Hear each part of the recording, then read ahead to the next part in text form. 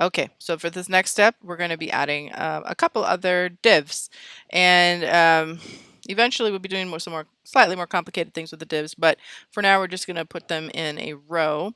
Okay, so next step, we're going to go back over to the insert div area, and this time I'm going to insert a header.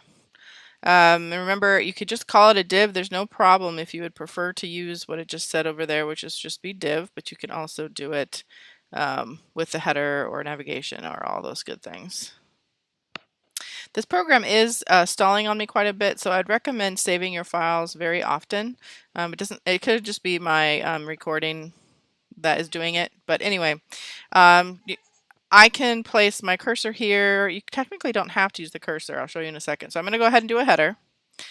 And yes, I can do it at an insertion point because my cursor is blinking, but I can also do one of these insertions. Now this has changed from the last round because we have more. So for example, if I do after start of tag, it's not just body anymore. There's also container to choose from.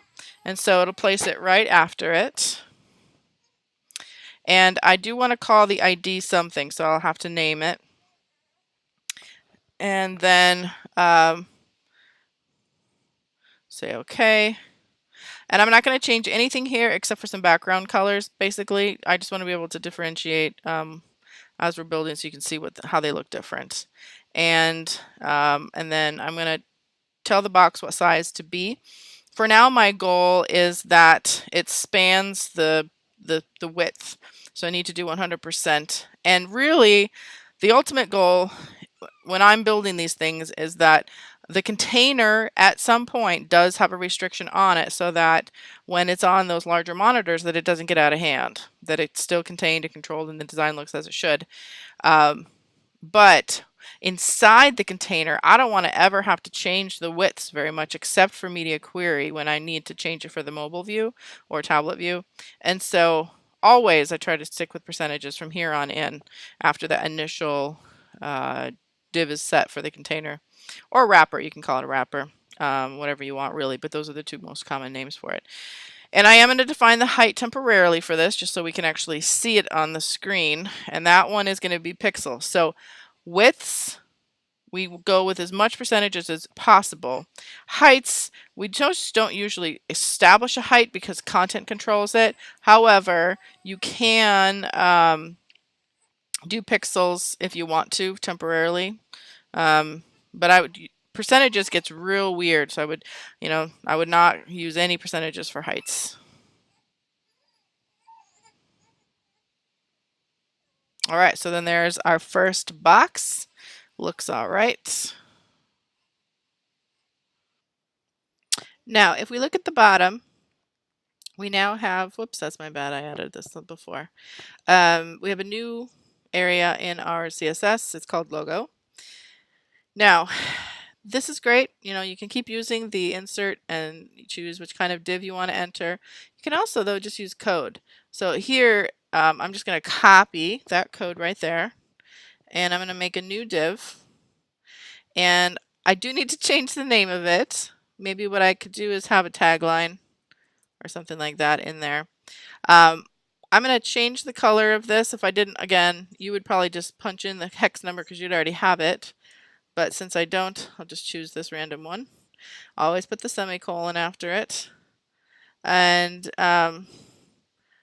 that's probably all I'll do for this one. So now, okay, I click it, right? Nothing has changed up here. Sometimes if you add something to a code and you want to see it, you got to click back up into the design view area. But nothing's happened because it's only in the CSS. It is a rule that you've set up. However, nothing is following the rule. So then the next part would be, we've got two ways that we can insert once you have a rule set up.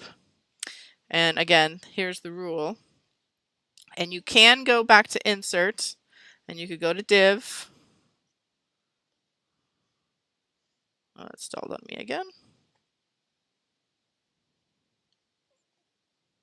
Okay, here we go. And here you could do, basically because you already have a rule to follow, you can simply choose it. And that would work fine, and then it'll insert it wherever you have your cursor. The other way you could do it would be to copy that line, paste it, and simply change the name of it to tagline. So it doesn't really matter which way you do it. I typically prefer using code, but that's just, I've been doing it a while, so that's just my preference. But for you, it might not be where you're at yet. I'm going to go ahead and delete this extra stuff. Just hit the delete key after it's, and now you can see that the divs are stacking on top of each other quite nicely.